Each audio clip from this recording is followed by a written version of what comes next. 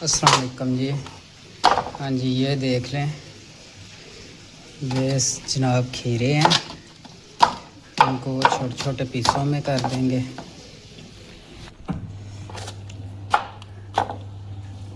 ऐसे इनको काट लेंगे, मतलब कि छोटे छोटे पीस हो जाएं इनके।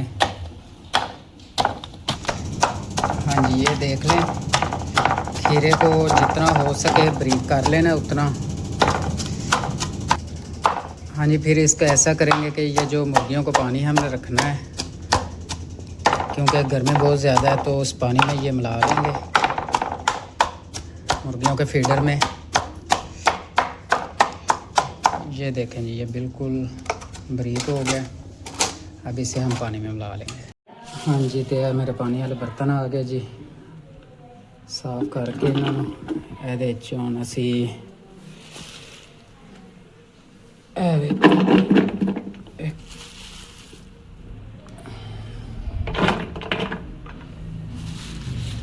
ਕੱਟੇ ਹੋਏ ਖੀਰੇ ਪਾ ਦਿਆਂਗੇ ਇਹਨਾਂ ਵਿੱਚ।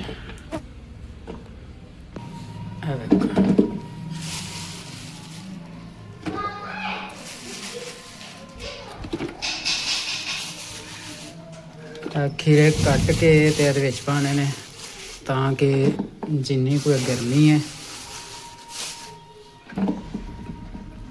ਤੇ ਮੁਰਗੀਆਂ ਨੂੰ ਗਰਮੀ ਪਵੇ।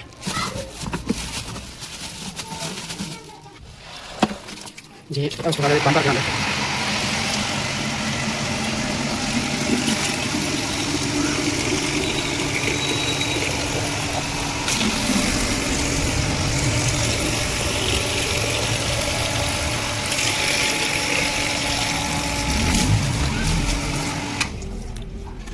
ਅਸੀਂ ਇਹਨਾਂ ਲੈ ਜਾਵਾਂਗੇ ਮੁਰਗੀਆਂ ਕੋਲ, ਤੋਂ ਨਾਲ ਗੇਂਜੀ ਰੱਖ ਲਾਂਗੇ। ਹਾਂਜੀ, ਤੇ ਹੁਣ ਅਸੀਂ ਇਸ ਤਰ੍ਹਾਂ ਹੀ ਇਹ ਬਰਤਨ ਰੱਖ ਦਿਆਂਗੇ।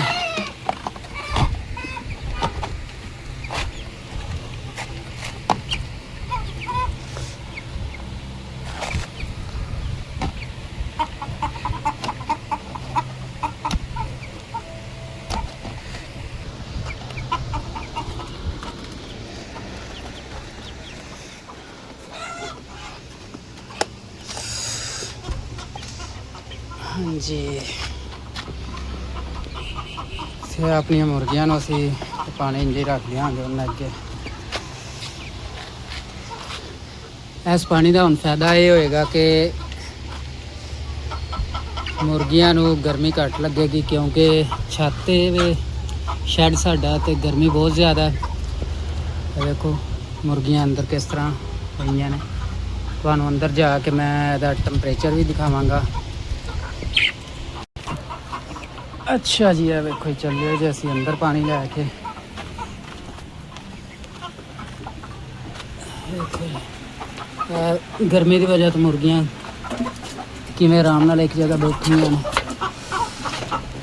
ਇਹ ਵੇਖੋ, ਇਸ ਟਾਈਮ ਟੈਂਪਰੇਚਰ ਹੈ 42।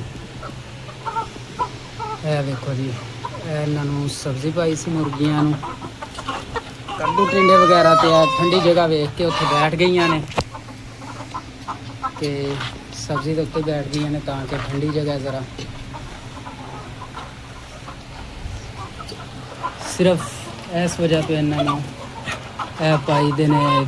ਠੰਡੀਆਂ ਸਬਜ਼ੀਆਂ ਹੋ ਗਈਆਂ ਜਾਂ ਖੀਰਾ ਵਗੈਰਾ ਕੱਟ ਕੇ ਪਾਣੀ ਵਿੱਚ ਪਾਈਦਾ, ਤਾਂ ਕਿ ਪੀਂਦੇ ਰਹਿਣ ਪਾਣੀ, ਤੇ ਇਹਨਾਂ ਨੂੰ ਗਰਮੀ ਨਾ ਲੱਗੇ, ਮੋਰਟੈਲਿਟੀ ਵਗੈਰਾ ਨਾ ਹੋਵੇ ਗਰਮੀ ਦੀ ਵਜ੍ਹਾ ਤੋਂ ਖਾਸ ਕਰਕੇ। ਤੇ ਮੁਰਗੀਆਂ ਫਿਰ ਤੰਦਰੁਸਤ ਵੀ ਰਹਿੰਦੀਆਂ ਨੇ ਤਕਰੀਬਨ, ਤੇ ਵੱਧਦੀਆਂ ਫੁੱਲਦੀਆਂ ਵੀ ਨੇ। ਤੇ ਜੇ ਗਰਮੀ ਦੀ ਵਜ੍ਹਾ ਤੋਂ ਉਂਝ ਵੀ ਮੁਰਗੀ ਵੱਧਦੀ ਫੁੱਲਦੀ ਵੀ ਘੱਟ, ਤੇ ਬਿਮਾਰੀ ਦੇ ਵੀ ਜ਼ਿਆਦਾ ਚਾਂਸ ਹੁੰਦੇ ਨੇ। ਇਹ ਵੇਖੋ